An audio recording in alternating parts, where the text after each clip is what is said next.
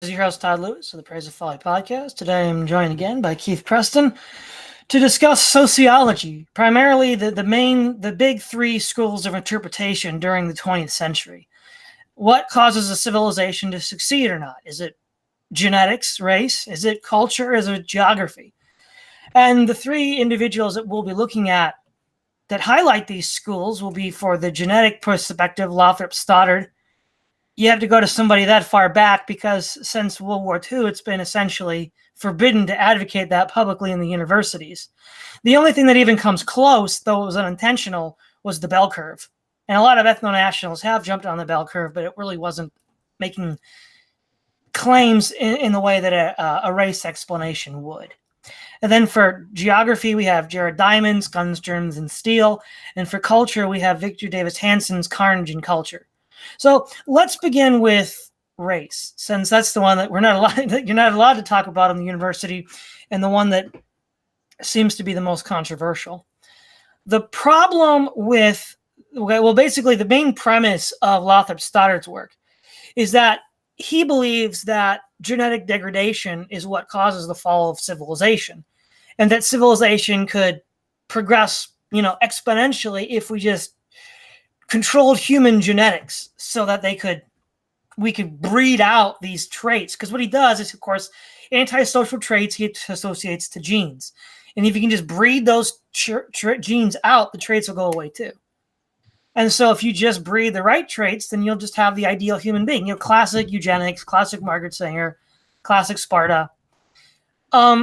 The main problem that I have with it is there doesn't really seem to be any actual evidence that selective breeding programs are that effective. The most sustained experiment in social engineering of that kind was Sparta.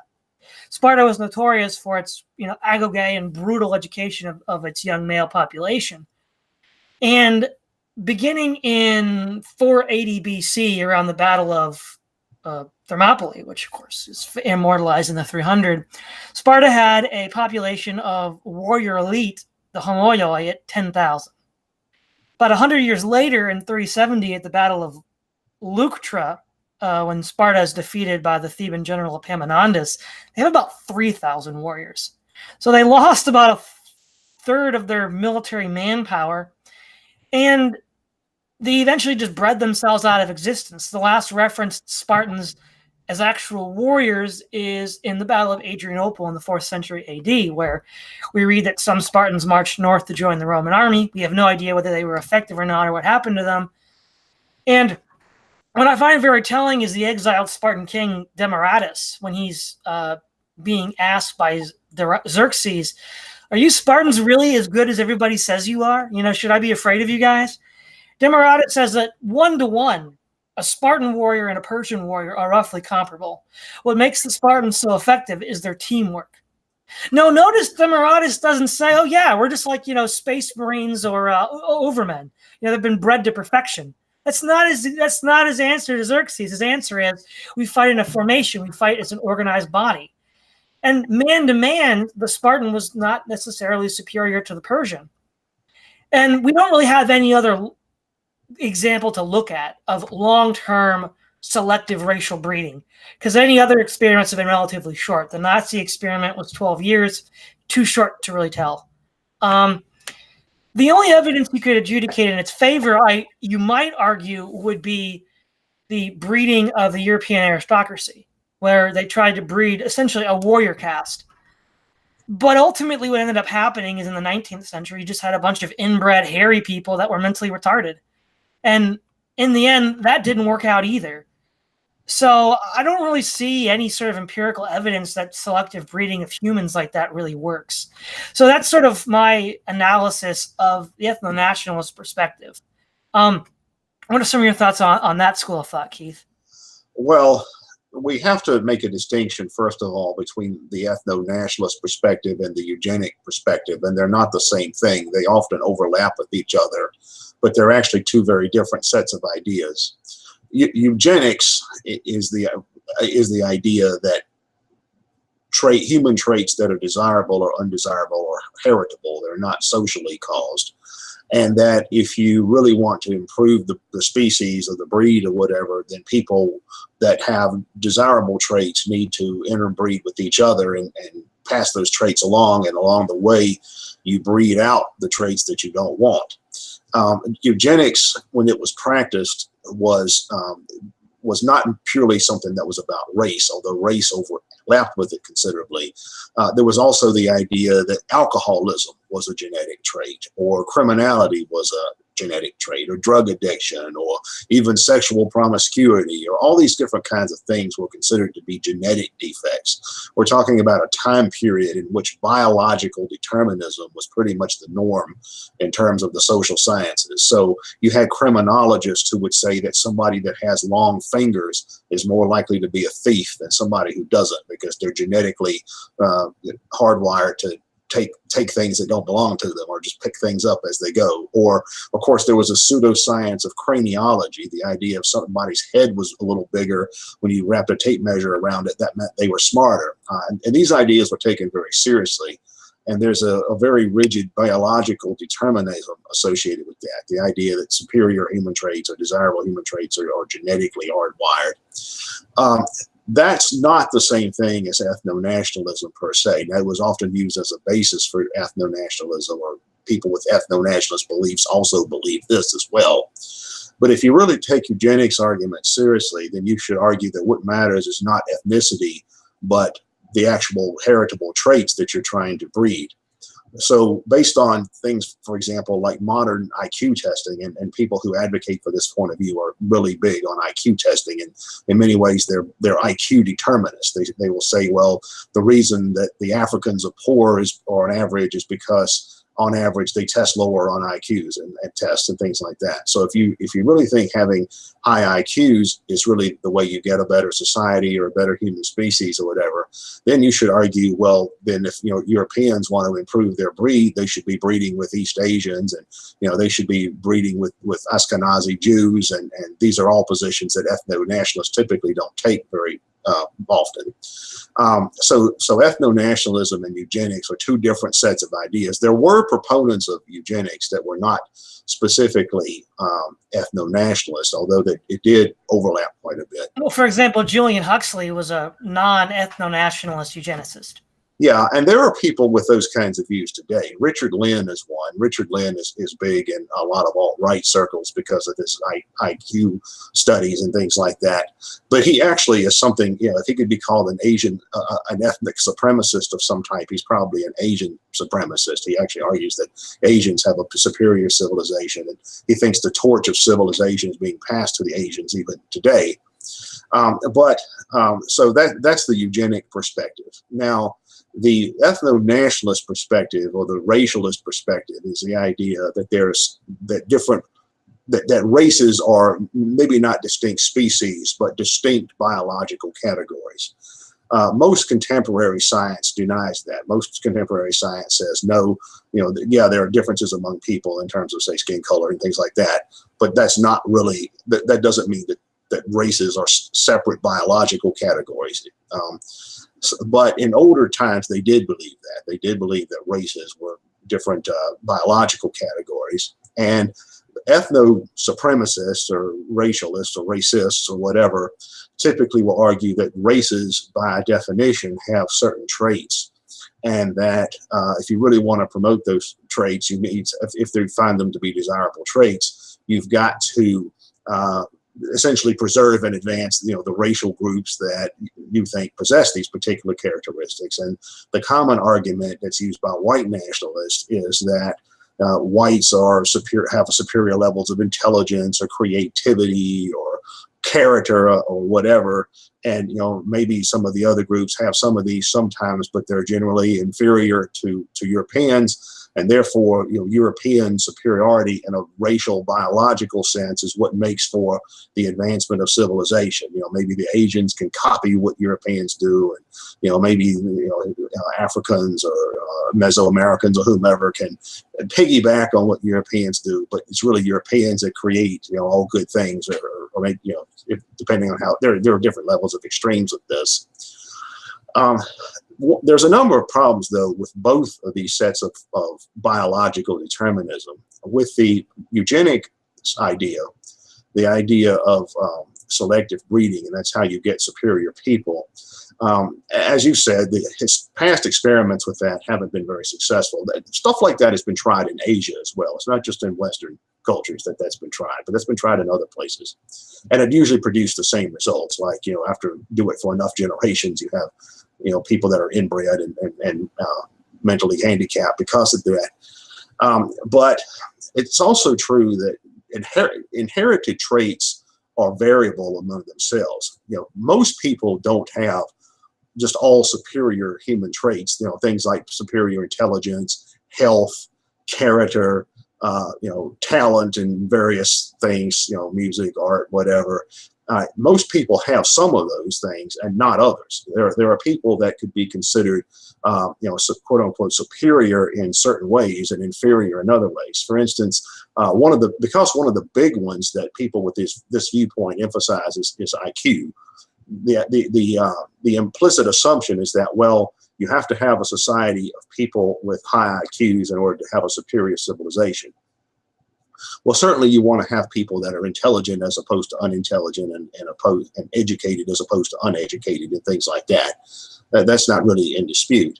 But it's also true that simply possessing a high IQ, now that's beside the question of how. There are some people who say that IQ tests are not really a valid measurement of human intelligence, that they're culturally biased, or that IQ is socially constructed. There are people more from the left tend to argue that. But even without getting into those arguments, whatever you think of those arguments, I tend to be kind of in the middle on that. I'm not as dismissive of IQ as some of those arguments are, but I'm not an IQ determinist either, and I don't think that IQ is something that's entirely heritable. I also think there's other contributing factors to it, but it's also true that you find plenty of people who have high IQs who are totally dysfunctional basket case people. I think of plenty of people I've known personally that I'm sure would test out very high on an IQ test, and who were heroin addicts, alcoholics, had mental problems, criminally inclined, or had other things wrong with them. All the traits that make someone into a functional individual are a combination of factors. It's not just having high intelligence. It's not just having high character. It's not just having talent for certain things. All of these different things make the human personality, and everybody has a mixture of traits. And you can't just say, well, okay, you're going to take everybody with, say, an IQ of 130 or 140 or whatever should only breed with other people. Before you marry your wife or whatever, you should make sure she takes an IQ test to make sure she matches you, assuming you're in the elite category of IQs. That by itself is not going to guarantee anything. You could certainly have breeding arrangements like that and still produce a whole lot of dysfunctional people. So it's the problem with both of those points of view, the ethno-nationalist point of view as well as the eugenics point of view, is its extreme reductionism. Also with the ethno-nationalist point of view, the idea that racial characteristics alone is what defines a particular society or civilization, I also think has serious problems, because one of which is, if we look at the actual history of the Northern European ethnic groups, we don't see that these were always, better, more advanced technologically, more economically advanced, more educated ethnic groups by any means. During the Roman period, for instance, the people that inhabit the areas that are now Scandinavia, Germany, England, France, and all of that, those were called the barbarian territories by the Romans, and for the reason being that they were the barbarian territories. So those regions and the people that are indigenous to those regions were actually very primitive in terms of their actual historic development compared to Middle Eastern cultures and Mediterranean cultures in the ancient world. Now, in the future, much later after that, the roles kind of reversed, and the northern and Western Europeans developed a higher level of civilization in terms of technology and wealth and things like that. But that wasn't always the case by any means. And if you have the idea that simply being Caucasian or having light skin or something like that is really the basis for a superior civilization, then if that were true, then the people of the region that are called the Caucasus, which is in Central Asia, which is where, as far as we know, Caucasian people originated from, then they should be the most advanced civilization in the world, even though they're clearly not. Right? So there's that argument, the ethno-nationalist argument, as well as the eugenic argument, are not really borne out by historical facts. And I think the reason why is that they don't account for all the variables that make societies what they are, or what make individuals what they are. Exactly. And now we move to the two socially accepted main schools. We'll deal with the first one, geography. Now, without getting into whether it's true or not, Jared Diamond's book, Guns, Germs, and Steel, it's clearly a premise. It's clearly a conclusion looking for a premise, because the left has to assume dogmatically that we are all equal, when in all relevant factors, all human beings throughout history and time are fundamentally equal. Now, without getting into whether that's necessarily true or false or not, that's not how you do sociology. A good sociologist doesn't have a conclusion looking for premises like that. Now, his premise is that geography is the way you get out of this, what we might call geographic determinism. Some of the main ideas in Guns, Germs, and Steel are the continents with an east-west axis as opposed to a north-south axis are much easier to cross-pollinate. So ideas, people, livestock, plants can move around much more easily. He also argues that lack of domesticable animals is an impediment because, one, you don't build up resistances to diseases, and two, you don't really have an easy way to use muscle power to do things, right? You can't rely on elephants, oxen, horses to do things for you. He'll point to like, well, in the Americas, all you had was the llama, and it wasn't that big, or in Africa, you couldn't domesticate these animals because they were too wild and too dangerous. And then he also points out, that certain kinds of terrain favor different kinds of development. So, for example, in the debate he had with Victor Davis Hanson, he said, well, China had rivers that went east-west, which facilitated a unified nation state, which then, of course, stifled innovation. Whereas Europe had a whole crisscross of river systems, some north-south, like the Rhine and the Elbe, some east-west, like the Po and the Tagus. And it's just kind of a mishmash of river systems. That I don't find that terribly convincing. It seems just kind of like off the cuff, but that's his attitude. Now, the one thing is some of his facts are just wrong. The zebra is domesticatable. In World War I, the Germans cut off from the German colonial forces actually created zebra cavalry because they didn't have access to horses back in Germany. They were blockaded by the Royal Navy. So they raised their own zebra corps. So it is possible under duress to do so. And in North America, that's just begging the question. Because, growing up, when I was more of into paleontology mode, all the major consensus was that Clovis man hunted to extinction all the megafauna of North America. And we had horses, we had oxen, we had camels, all the animals of burden that you could use in Asia and in Europe. And so the fact that they're gone is due to the exploitation of the Siberians coming over the land bridge. And so that just begs the question, why did they kill off all these potential livestock options, but it didn't happen in, say, Europe?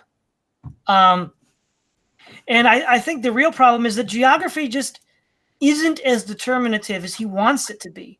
I'll give you some examples. So, for example, the Palestine under the Islamic rule was essentially poor and underdeveloped. Visitors to the Ottoman Empire in the 17th, 18th, 19th centuries constantly commented on the poverty and wildness of Palestine, even though under the Romans, Palestine had been a flourishing part of the empire. And, of course, the nation state of Israel today has transformed, as they like to say, a desert into a garden, the Negev being the case in point. Also, Negev settlements had existed prior to the Islamic conquest, like the Romans, the Greeks, prior to that, the Hebrews. But because of various cultural patterns that the Islamic empires facilitated, the Negev was allowed to revert back to wilderness. North Africa as well. North Africa used to feed the Roman Empire. Carthage, when the Vandals took Carthage, Rome started to starve. And Egypt used to feed Rome as well. Now Egypt and Tunisia and Algeria can't feed themselves. And again, that's the reclamation, because this is a key thing, land reclamation. The Mormons settled in Utah, Salt Lake. The Jews settled in Palestine, basically a wasteland. And in the Chaco and northwestern Paraguay, the Mennonites settled in a vast desert scrub. And all three of them turned it around in radically different ways. Furthermore, if we look at the history of the colonial Americas, beginning with the Spanish conquest up until the independence of, say, Mexico and Brazil in the 1820s, the richest geographic regions in the New World were Mexico and Peru. And yet, the relatively poor area would be New England. New England had poor soil, no gold, no cash crops. And yet, it's not Mexico, Peru, the American South, or Brazil that runs the Americas and the world. It's the people that are descendant from New England. So literally, we see the exact opposite in North America of what Diamond would predict. If Diamond were right, then Mexico and Brazil would be running the New World and by extension the world, not New England. But New England is where it came from. Well, that means the trait. If it's not geographic and it's not racial, most likely cultural in that case. We also see that even the Aztecs themselves, when they came down as the Mexica in the 14th century, Mexican basin was already settled, and they were literally given the worst, crappiest swampland in the area. And they hired themselves out as mercenaries to start building a name for themselves before they built the Aztec Empire. And they conquered all of their opponents, given the worst land. So there's literally no way for Diamond to explain why nations that are given the worst land are able to then overcome those that have wealth, natural wealth. Because the whole point is he wants to explain why Europe catapulted ahead over the rest of the world. But the point is, which European nations did that? Holland, Germany, England. These are all historic, well, except for England, they're very poor. Holland was a swamp. Germany was a swamp. Sweden was just, untamed wilderness. And under the tutelage of the Protestant Reformation, they all became superpowers at one point or another. And then New England, which is, again, nothing to write home about, Cape Cod is just a sandy beach, became the center of the world today. So literally the historical record is the opposite of what Diamond would predict.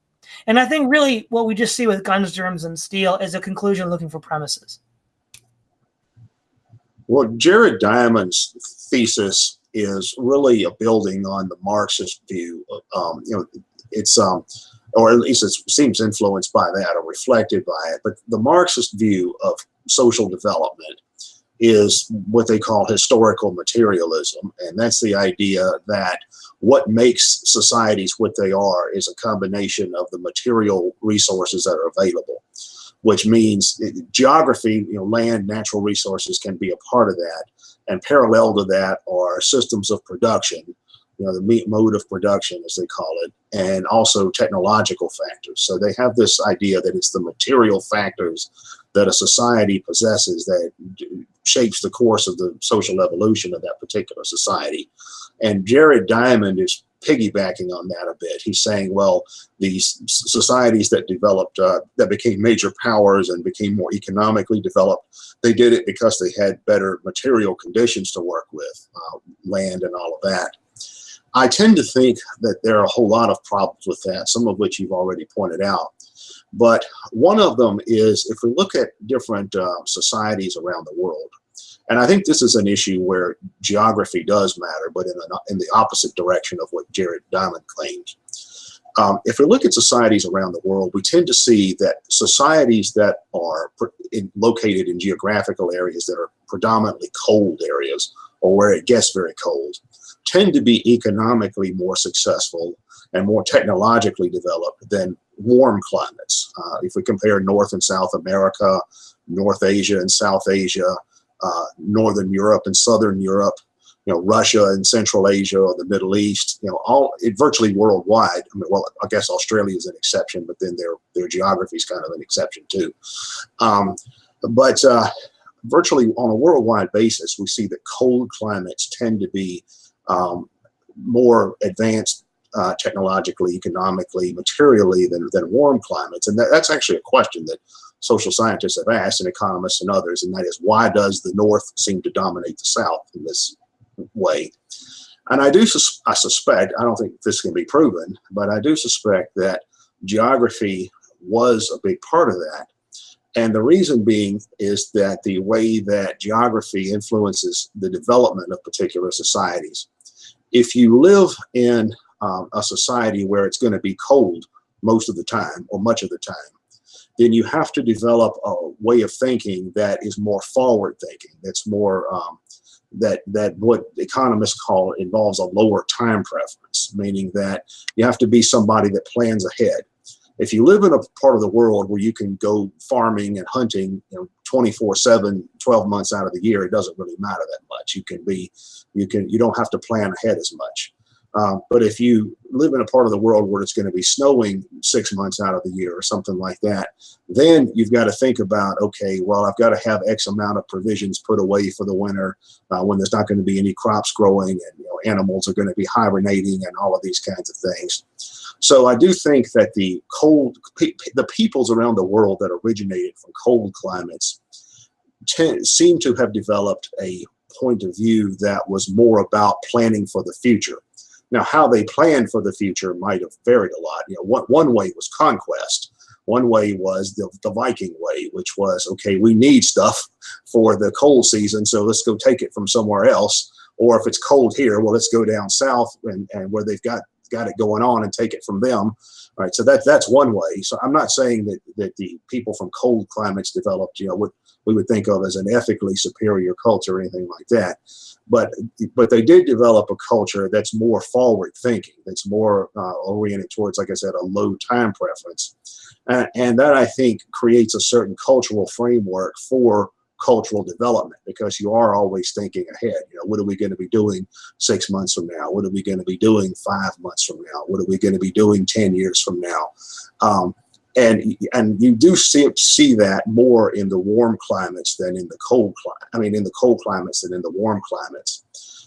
For instance, when some of the European explorers in the 19th century, during the scramble for Africa, what they call the scramble for Africa, which is when the colonial powers of Europe tried to carve Africa up into different colonial territories for themselves because they wanted the abundance of natural resources that were there. Well, this was after the transatlantic slave trade had largely ended. It had largely been outlawed and so forth. For much of the history of the transatlantic slave trade, the way that works is that European slave traders would dock at ports on the African coast, and then they would buy slaves from African slave traders, indigenous African slave traders. But when actual European colonialism developed in the 19th century, and European explorers started really taking a look at some of the indigenous African cultures, the one thing they found was that the perception of time in some of those cultures was a bit different, in that they weren't as time oriented. For example, some of them had not developed a calendar. Some of them had not developed written forms of communication. There were others that hadn't even developed the wheel, and this was in the 19th century. And I think the reason for that is obvious. The reason is that planning, thinking forward, thinking in a way that where time matters more, was not really a part of their culture, probably because it wasn't perceived as necessary. If you live in a warm climate and you can hunt and fish and grow crops and all that most of the time year round, then you don't really have to be somebody that is oriented towards planning for the future in the way where in a society where resources are more scarce. For instance, you mentioned what the topography of Northern Europe is like. Holland was a swamp, and Sweden is snowy wilderness and all of that. But if you are a population that is native to a place like that, then you do have to put a great deal more effort into thinking about how are we going to get food and shelter and all these things we have to have. So you're going to have a cultural framework that supports that, which you might not in some other places. Now, there are exceptions to this thesis. You can find some parts of the world that are still and always were very poor, but are cold climates. Two examples are Siberia and Alaska. And I think that the issue there is population density. I think that, when you have a small population density, you can't really develop on a cultural level in the same way as if you have lots of people, in part because population feeds the kind of cultural development I'm talking about, because if you have lots of people, you have to be able to feed all these people. And so you got to think about where you're going to get the resources for that from. So I do think culture plays, geography does play a role, but not in the way that Jared Diamond argues. I think it's more the reverse of that. It's more that, if anything, the societies around the world that have an abundance of natural resources tend to be poor societies. And I think that climate and things like that figure into that. All right. Yeah. Now, this third one, Victor Davis Hanson, I tend to agree with him more, but not necessarily for the same reasons he gives. And I think he runs the risk many times of overstating his case. So in Carnage and Culture, he takes, he of course rejects race out of hand, just like Diamond does. And in many ways, this is sort of like the conservative counter argument to Diamond's book, Guns, Germs, and Steel. And the basic premise is each battle he covers represents a certain aspect that he attributes to the success of Western civilization. It's not unlike, can't think of his name now, the guy that wrote the official biography of the Rothschilds, and he wrote the book War of the World. I don't know if that makes it. Niall Ferguson, there you go. Okay. Niall Ferguson talks about the killer apps, to make it translatable to people of my generation and younger. He's basically talking about Europe's apps, basically. And some of them, he overstates the case. But the main ones that I think are interesting to talk about are consensual government. His claim is that people who are invested in the political system are going to fight harder for it, and are going to be more invested in economic development, in political development, in military victories, because they're not slave soldiers, they're not conscripts. These are people that serve, and as a result of serving, then get a political voice. In many ways, this is very much a la Starship Troopers. The other premise is, he says that the West historically has had excellent infantry, and that's one of the reasons why they defeated their opponents. And then he also talks about innovation and capitalism being, advantages that the West has had, at least in the past 500 years. Now, he wants to reject the idea that technology is a fundamental advantage. We have it now, but he wants to argue that the West had these advantages even before the technological leap that we had in what's called the Great Divergence in sociology around the beginning of the 16th century. Europe goes from being a backwater to leading the world, where the great empires of Asia are just completely blown away by these, relatively small and apparently primitive nations, at least from the evidence we had in the High Middle Ages. Apparently now they're, globe-trotting empires. I would tend to agree with Hanson's thesis that having representation within your political system is going to make you more motivated in whatever you do, whether it's economic, political, or military, which will then give you a larger edge in general. The other thing that I would say is that he's probably wrong on is that the West wasn't always ascendant. So there's what I like to call the Eurasian mean, where civilization peaks at a certain level and then collapses and then goes back to the peak. So the first Eurasian mean would be, say, the 15th century BC, the height of the Bronze Age. In Europe, you had the Minoans and Mycenaeans. In the Middle East, you had Egypt and Sumerians, and then in India, you had the Indus Valley civilization, and then in China, the Zhou dynasty. And then one by one, these empires collapsed under foreign invasion. You had the invasion of the Sea Peoples, which upended most of the Middle Eastern empires. The Aryan invasion upended the Indus Valley civilization, and the Xiongnu, the future Huns, upended the Zhou dynasty. Then there was a continental dark age. And then by the 1st century AD, they've clawed themselves back up, the Romans, the Parthians, the Kushans, and the Chinese. And then they collapse again due to barbarian attacks. And then they begin to climb up out of this. But it's the same mean. Mycenaean Greeks are no more advanced than China. The Romans are not markedly more advanced than China. But this third cycle of collapse and rebirth reaches an exponential level in Western Europe. And I think that it's just not at all the case that the Europeans were so dominant early on. The Mediterranean basin was conquered by Islam. Islam conquered the Roman Empire in the 15th century. They conquered much of Spain in the 8th century. The Europeans did very poorly against the nomads, the Huns and the Mongols and the Turks. So no, there's not a lot of evidence that these guys were. If anybody was the invincible military juggernaut, it was the Huns and the Mongols. No one could stand up to them. And so I think that's just mistaken. Infantry is only situationally useful. In the Bronze Age, the chariot was king. In the Middle Ages, the mounted horseman was king. Infantry is situationally, once you get guns, then it does shift in infantry's favor, but that's because of technology, which Hanson wants to reject. So I think Hanson overstates the case. He's basically correct. Some pieces are wrong. He almost totally ignores religion, which is weird because, Weber talks a lot about the importance of religion, and he's one of the godfathers of sociology. So we can get in a little bit later more into my views of sociology, but I would be probably in the cultural camp like Hanson, but I think Hanson overstates the case numerous times, and some of his examples are a bit odd.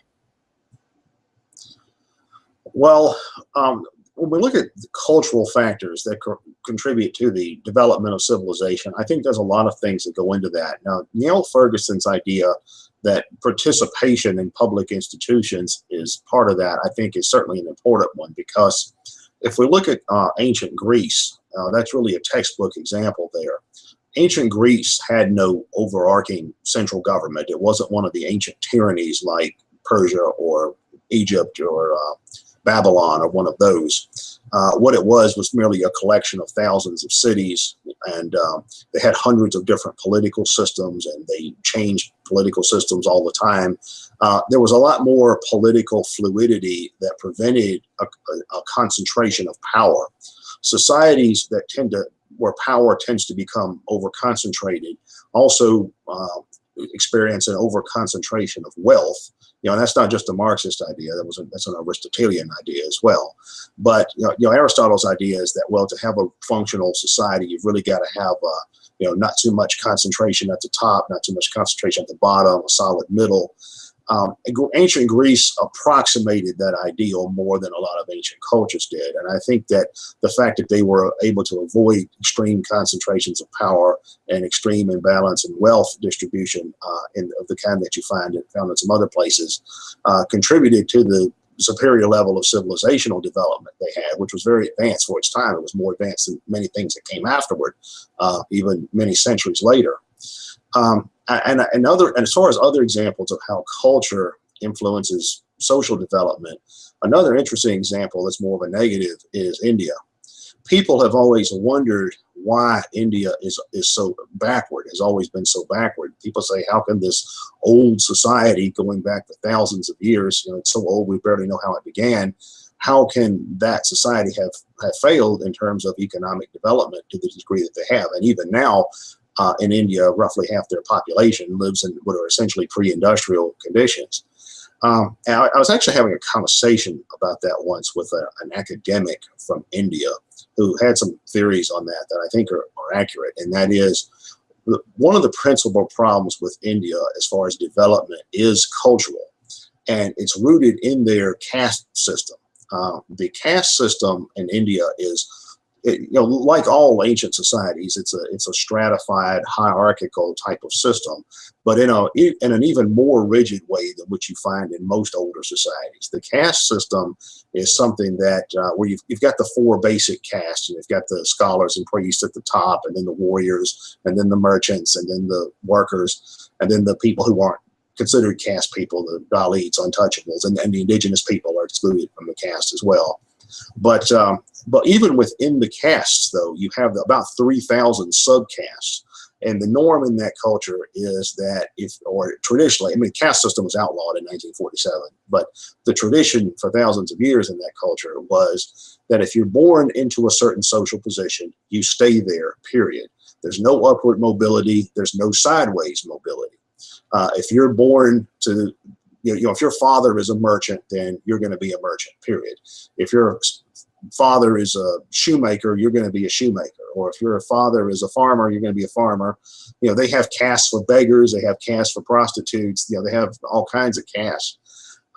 And in a society where there's no prospect of social mobility, what motivation does anyone ever have to do anything? That's a big part of their problem, I think, is that because there's no prospect for social mobility, there's no individual or collective motivation for personal or collective self-improvement, at least in their traditional system. I think that was the problem. Also, another cultural factor that I think has impacted India negatively and some other Asian societies is the way of thinking that you find in some of their philosophical systems is one that tends to disdain rationality. The Western way of thinking, starting with, at least with the Greeks and on through the Christian era, on into the Enlightenment, is more oriented towards rationality, logical deduction, scientific, what we today call scientific method and things like that. You see a lengthy trajectory of that kind of rational methodological thinking in Western culture going back to ancient times. In a lot of the Asian cultures, particularly India, it's irrationality is far more common or prevalent or an acceptable way of thinking, or paradox is more of an acceptable way of thinking, like the idea that, well, something can be true and the opposite of that can be true as well. Which, I mean, maybe that, maybe if you're striving for perfect balance or something, there's a certain validity to that thinking.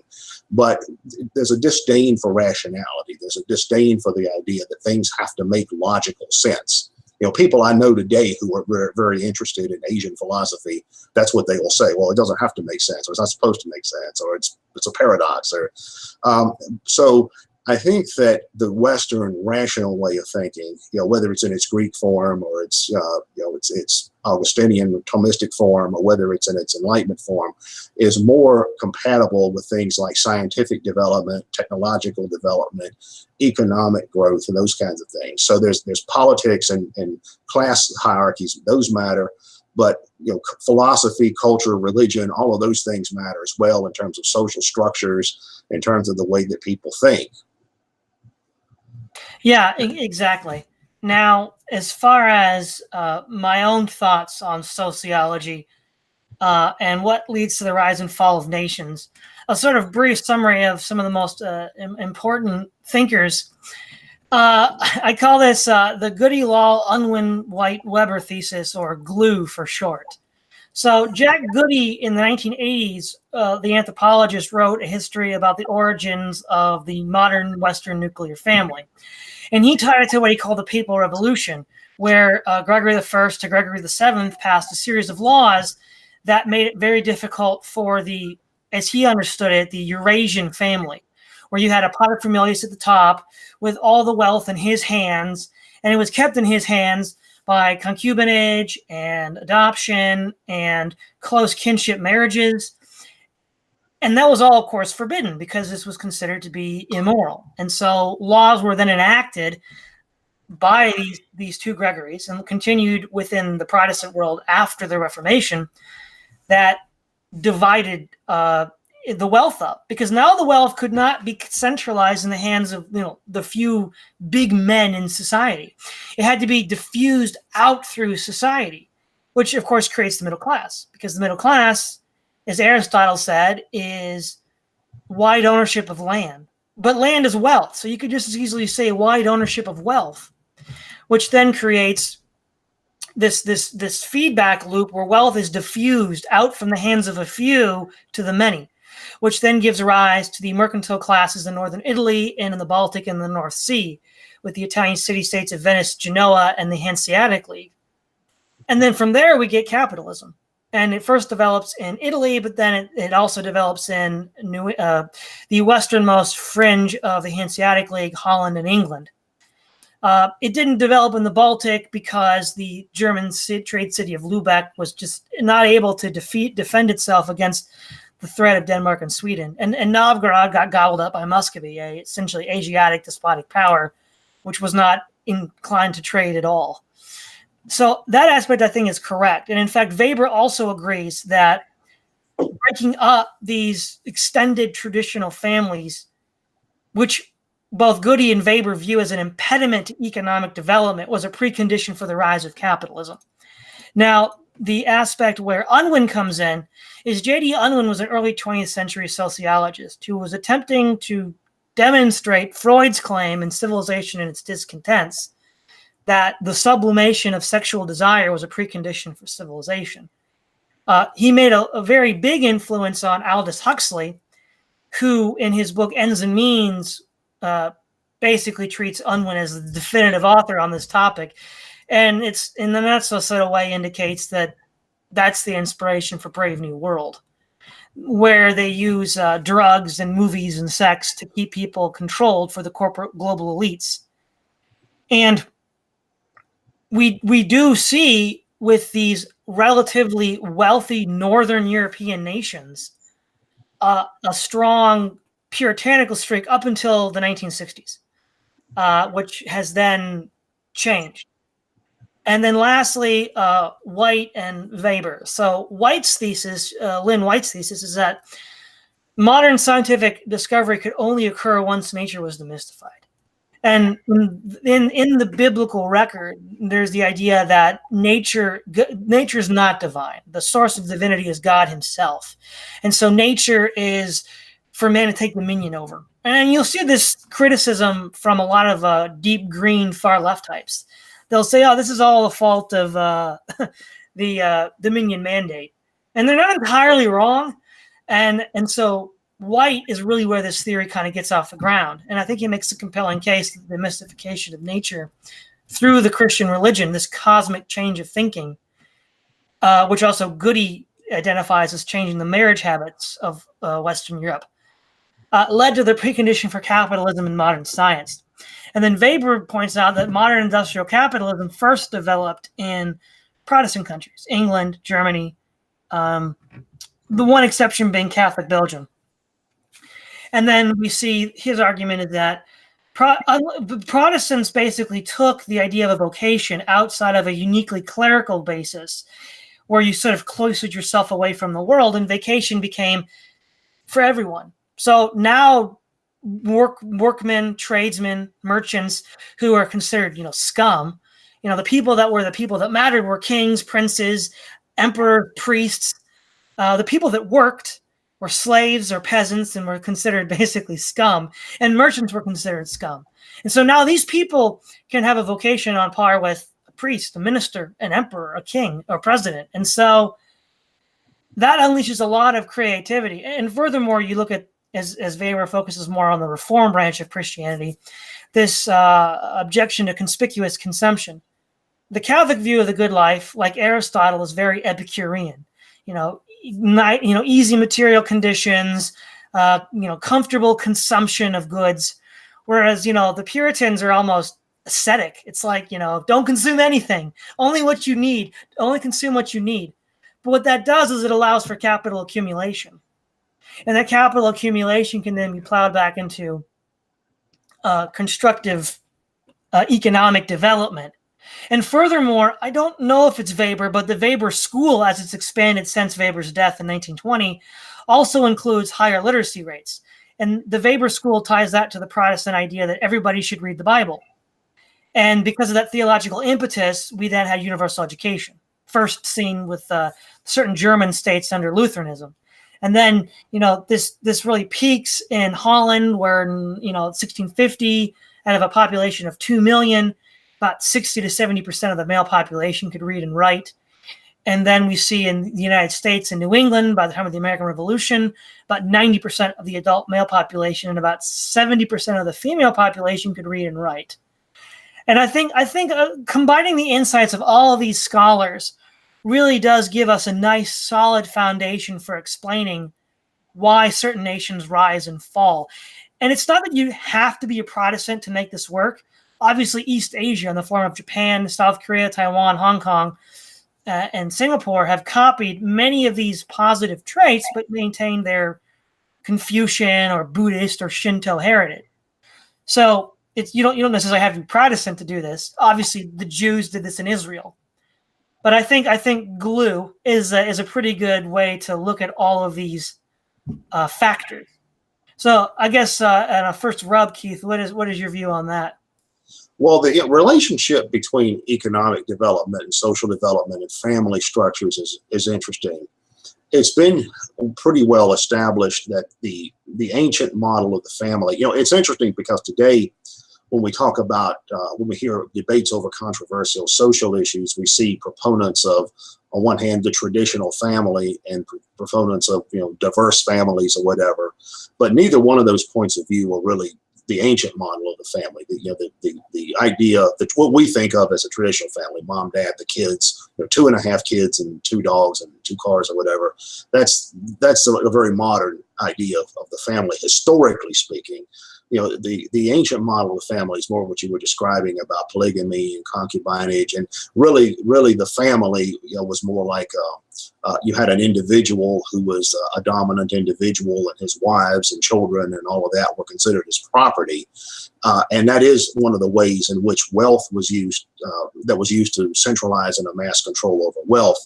An extreme example is in some of the traditional African cultures.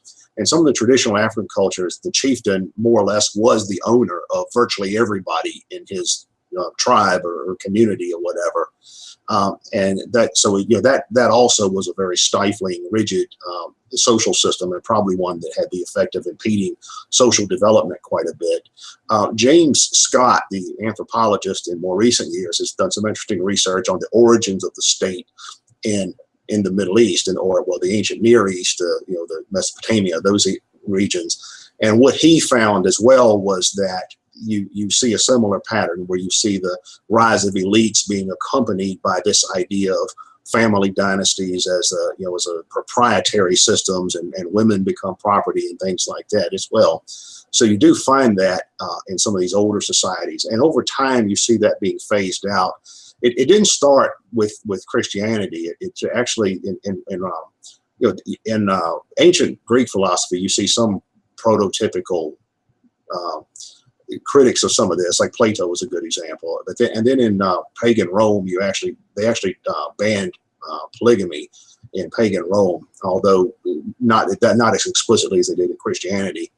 Although even in Christianity, polygamy was not as considered as taboo as it later became. For instance, even Martin Luther thought that it was awful that Philip of Hesse wanted to get divorced to marry another woman, and said, well, why don't you just take 2 wives?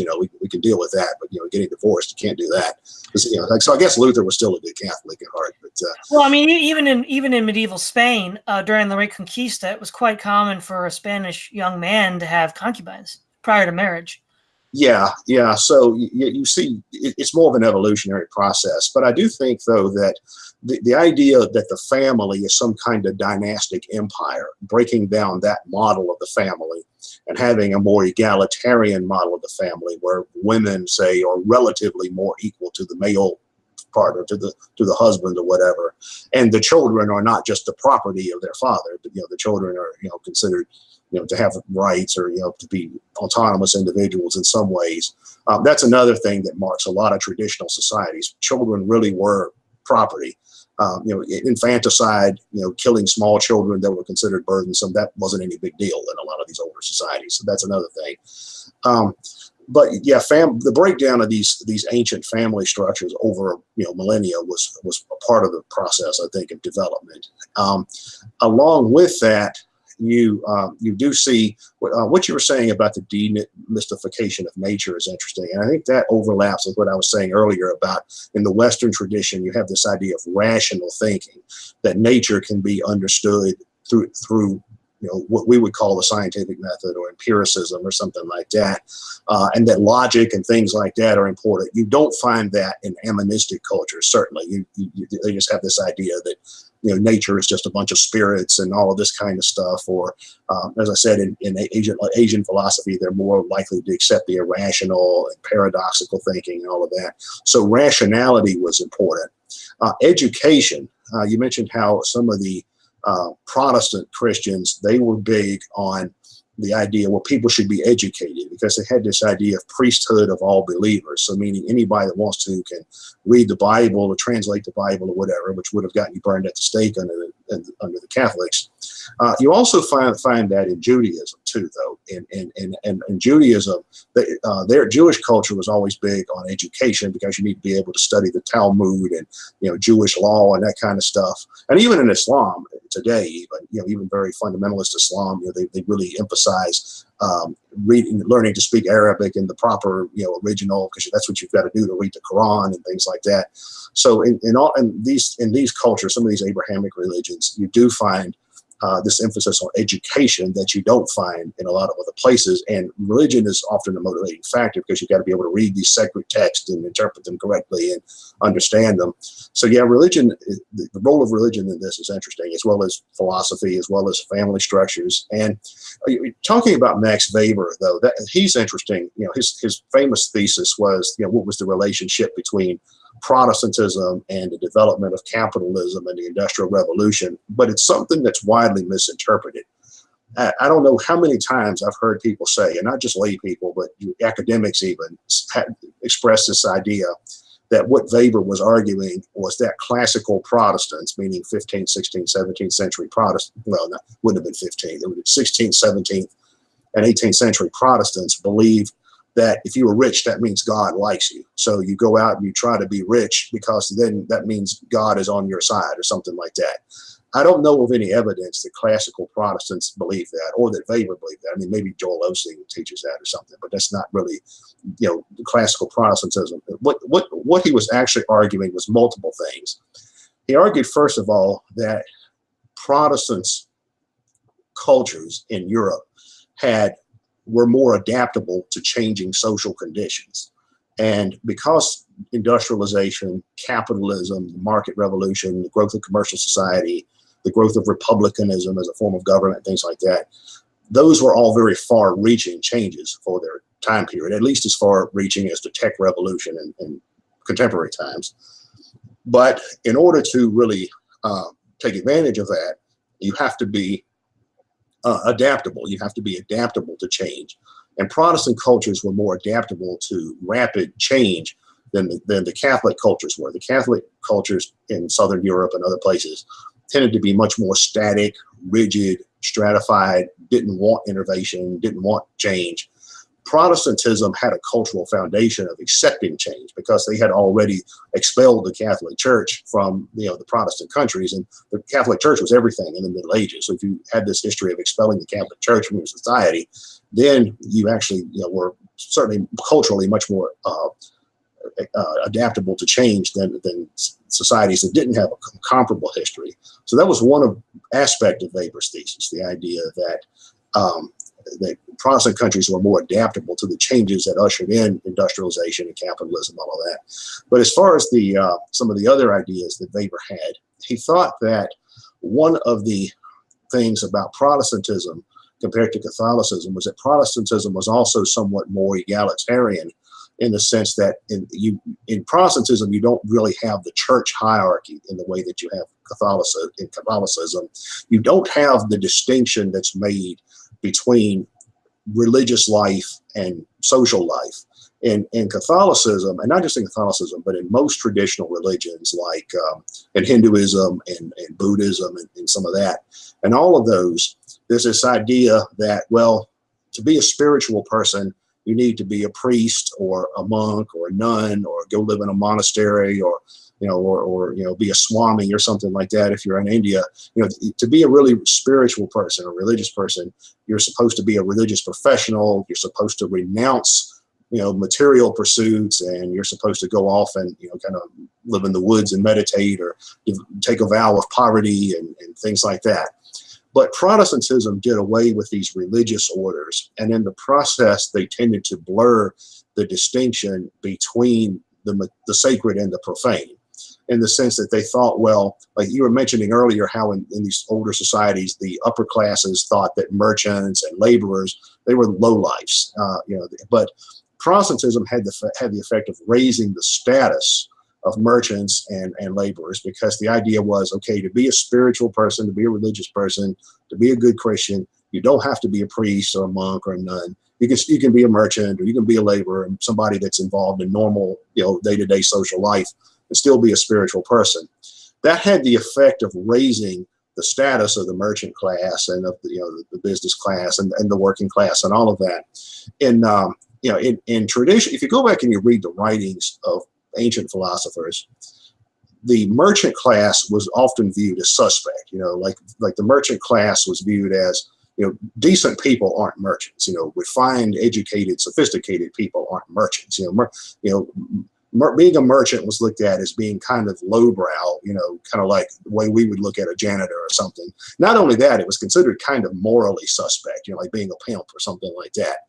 That's kind of how the merchant class was viewed. In fact, one of the reasons why you see a lot of traditional outgroup hostility against some ethnic groups is because they tended to be identified with the merchant class, the Jews, the Roma or the Gypsies, the Chinese in Southeast Asia.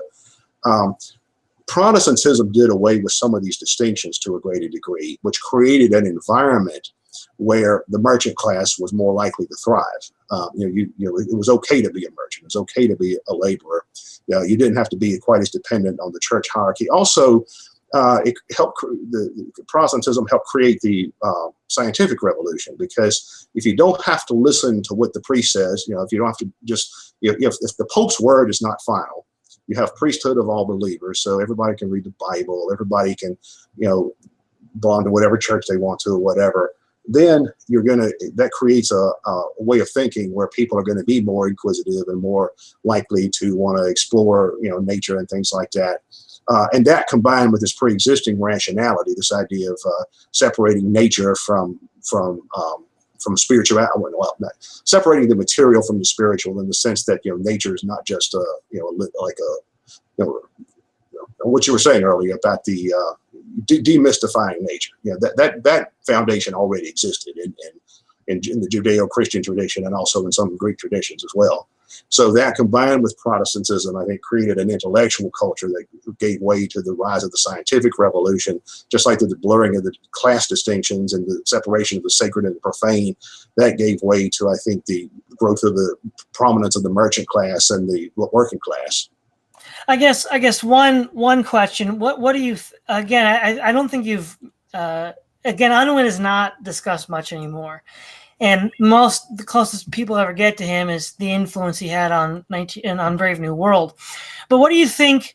Which it is a derivative of the Freudian thesis, that sublimation of sexual desire is a precondition for civilization. Because in Civilization and Its Discontents, Freud was afraid of Thanos and Eros because of his experience in World War I.